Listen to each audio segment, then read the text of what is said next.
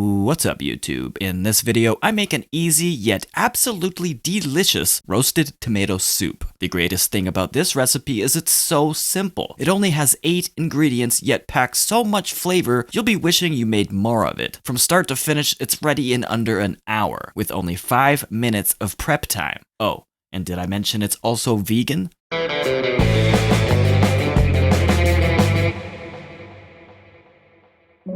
So it's that inevitable time of year when the best season slowly degrades and turns into the worst season. That's right, summer is over, ladies and gentlemen, but the one thing we have to look forward to at the end of the summer is harvesting our gardens. I swear my sweat is starting to smell like tomatoes. I've been eating so many, yet I still have an abundance of fresh, homegrown, vine-ripened tomatoes that I need to figure out something to do with. My solution? Roasted tomato soup. So, first thing I did was preheat my oven to 400 degrees Fahrenheit. Next, I picked the tomatoes I was going to use for this soup and washed them. I chose 5 to 6 large tomatoes, which yielded me about 4 large bowls of soup.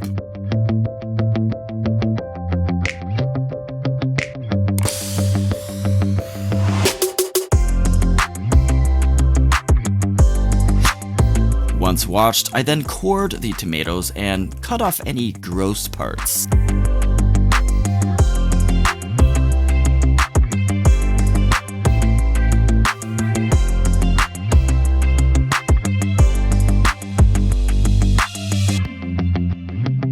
I warn you, because if you picked your tomatoes out of the garden like I did, watch out for bugs. Ew, gross. If any bugs do make it into the mix, oh well, a little extra protein never hurt nobody. Then I cut my tomatoes down into smaller, roasting-sized pieces. Doesn't really matter which size you do, just not too small and not too big. Make those tomatoes good enough for Goldilocks.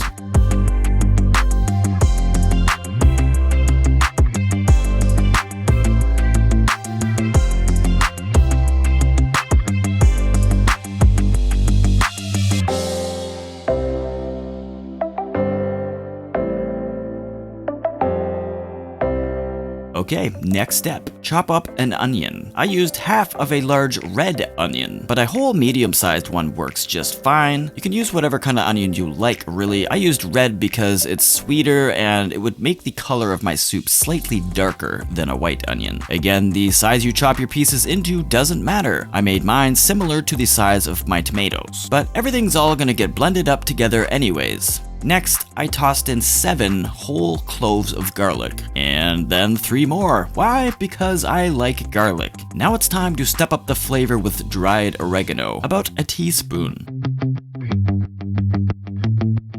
And also about a teaspoon of dried thyme. Of course, the full ingredients list and instructions is in the description below. Next, I add 2 tablespoons of extra virgin olive oil. Then I finish this off with a few sprinkles of salt. And of course, a healthy dose of freshly ground black pepper.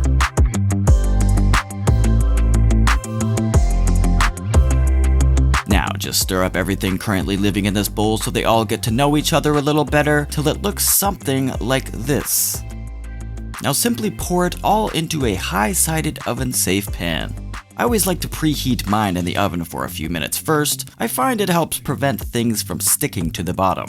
Now, originally, I thought it might be a good idea to kind of sear these tomatoes first on the stovetop, but after a few minutes, this idea just kind of seemed a little pointless. So instead, just toss this bad boy right into the oven on the middle rack and wait for 20 minutes. 20 minutes later. This ain't done yet, but take your pan out of the oven and what you will find is there is a lot of juices that have escaped out of these tomatoes. So into a small saucepan or bowl, we're going to gently drain all of this liquid out of our roasting pan. But don't throw this out because we're going to be adding this delicious juice back into our soup at the end. But for now, we want our veggies to roast, to brown, and build a delicious caramelized flavor, not boil in their own juices. Once the juices have all drained out, throw this bad boy back in the oven and wait for another 30 minutes. 30 minutes later. Alright, it's time for the moment you've all been waiting for.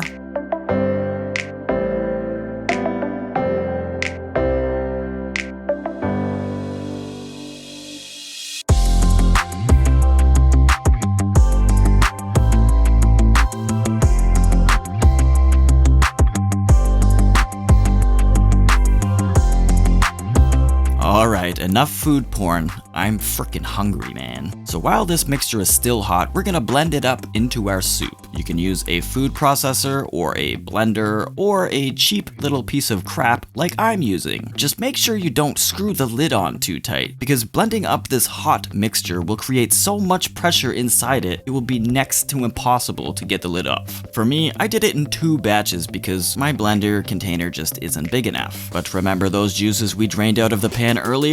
Add them back in now.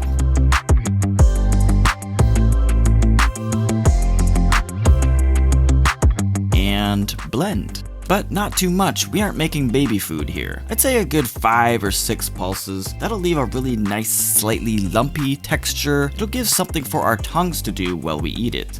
And again for the last half.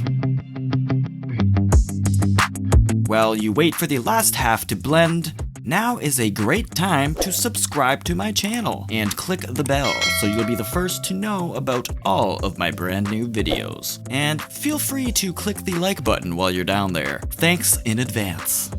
See, this is the consistency that you're going for. Yummy. See, the great thing about this recipe is not only is it a soup, it can also be used as a base for a pizza sauce or a pasta sauce. All you gotta do is simmer this down for an hour until it's nice and thick and turns a dark red color. The sweetness and the flavor will be multiplied. It will be delicious. But because we're eating this as a soup, we can eat it right now. And because we blended it up right out of the oven, there's no need to reheat. Let's serve up some soup. I can hardly contain myself. As I'm editing this video, I wish I didn't already eat all of this soup. Throw some green onions on top to make it look nice, and voila! Roasted tomato soup made with fresh, vine-ripened garden tomatoes. This was so delicious, yet so simple and easy to make. Just 8 ingredients in total. I didn't even have to add water. From start to finish, it was ready in under an hour, with only 5 minutes of prep time. Well, let's taste this. Don't mind me, I'm going to eat the whole bowl. Well, if you enjoyed this video, please subscribe to my channel, and make sure you check out these videos next. Thanks for watching.